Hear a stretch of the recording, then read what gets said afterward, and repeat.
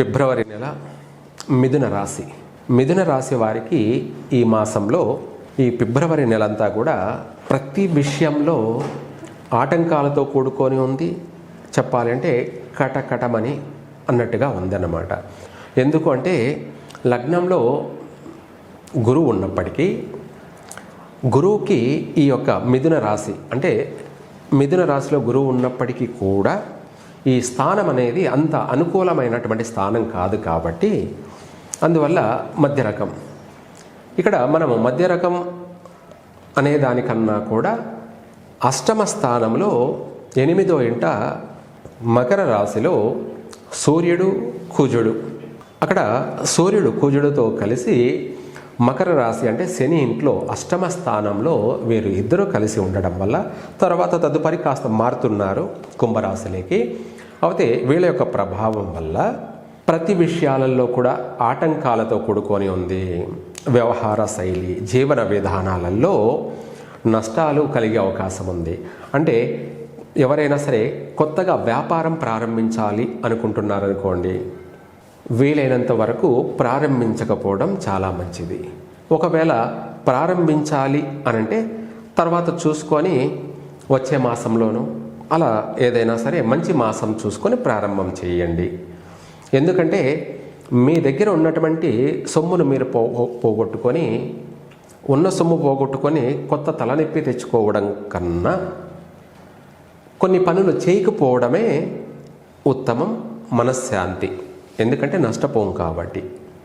భారీ పెట్టుబడులు పెట్టి ఏదైనా వ్యాపారం చేశామనుకోండి, ఎప్పటికైనా సరే నెగటివ్ మాసం కాబట్టి దీని యొక్క ప్రభావం వల్ల మనము ఆ వ్యాపారంలో అధికంగా నష్టపోయే అవకాశము ఉంది.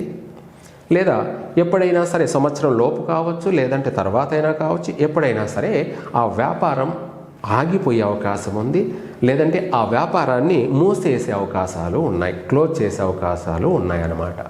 అందుకనేసి మనం ఏదైనా ఒక పని చేసేటప్పుడు బాగుపడాలి కానీ నష్టపోకూడదు. అందుకనేసి నూతనంగా ప్రారంభం చేసేవాళ్ళు ఎవరు చేయకపోవడం మంచిది. ఒకవేళ చేయాల్సింది వచ్చినా పెట్టుబడి అధికంగా పెట్టకుండా స్వల్పమైనటువంటి చిన్న చిన్న పెట్టుబడితో ప్రారంభం చేసుకోండి. కలిసి వచ్చిందనుకోండి సాగించండి, లేదంటే తీసేయండి. ఇది ఎవరైనా సరే వ్యాపారం చేసేవాళ్ళు తగిన జాగ్రత్త పాటించడం మంచిది. ఎందుకంటే మీరు చేసే వ్యాపారం వల్ల మీరు ఒక్కరే కాకుండా కుటుంబంలో వాళ్ళందరూ కూడా ఇబ్బందులు పడే అవకాశం ఉంటుంది. ఒక వ్యక్తి ఇబ్బంది పడితే అది వేరే విషయం.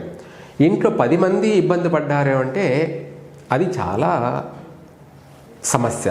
కాబట్టి మనం తెలివిగా వ్యవహరించాలి. ఈ మిథున రాశి వాళ్ళు నూతన వ్యాపారాలు చేయవద్దు. నూతన పరిచయాలు కూడా కలిసి రావు, నమ్మవద్దు. అలాగే ఇంట్లో కుటుంబ సభ్యులతో కలిసి పార్ట్నర్షిప్గా చెయ్యవద్దు. అన్నదమ్ములు కావచ్చు, లేదంటే ఎవరైనా సరే స్నేహితులు కావచ్చు, ఇటువంటి వాళ్ళతో మరి అస్సలు పార్ట్నర్షిప్గా చేయవద్దు. అలాగే వివాహ ప్రయత్నాలు చేసేవాళ్ళు ఈ మాసంలో చేయకపోవడం చాలా మంచిది. తర్వాత ప్రారంభం చేసుకోండి. అంతగా కలిసి రావు.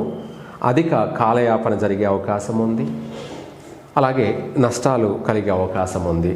ఇదే కాకుండా కొత్తగా ఉద్యోగ ప్రయత్నాలు నన్ను అడిగితే చేయకపోవడం మంచిది. అలాగే విదేశీ యానయోగం గురించి కూడా ఈ మాసంలో ప్రయత్నం చేయడం వల్ల అది కాలయాపన జరుగుతూ లేట్ అయ్యే అవకాశము ఉంది. ఒకవేళ వచ్చి తొందరగా వెళ్ళారనుకోండి, అక్కడ బాగా ఇబ్బందులు పడి నష్టపోయి మళ్ళీ తిరిగి రావాల్సిన పరిస్థితి కలిగే అవకాశం ఉంటుంది. కాబట్టి ఏది ఏమైనా మనము ఒక దూర దేశానికి వెళ్తున్నామంటే అక్కడ స్థిరపడాలి. అక్కడ వెళ్ళినా కూడా మనము బాగుపడాలి.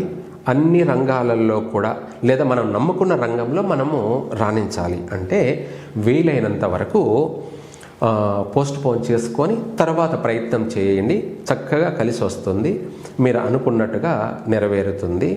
విద్యార్థులకి కూడా కాస్త శ్రమతో కూడుకొని ఉంది. కాబట్టి ఏది ఏమైనా అందరూ కూడా గణపతిని ఆరాధించి ముందుకు వెళ్ళండి. చక్కగా కలిసి వస్తుంది. అలాగే కుటుంబ సభ్యులతో తగాదాలు, కొంచెం గొడవలు, కొట్లాట్లు జరిగే అవకాశం ఉంది. భార్యతో ఎడబాట్లు లేదా సమస్యలు ఎదురయ్యే అవకాశము ఉంది. సంతాన విషయంలో కూడా తగిన జాగ్రత్తగా వ్యవహరించండి, బాగుంటుంది. శుభం.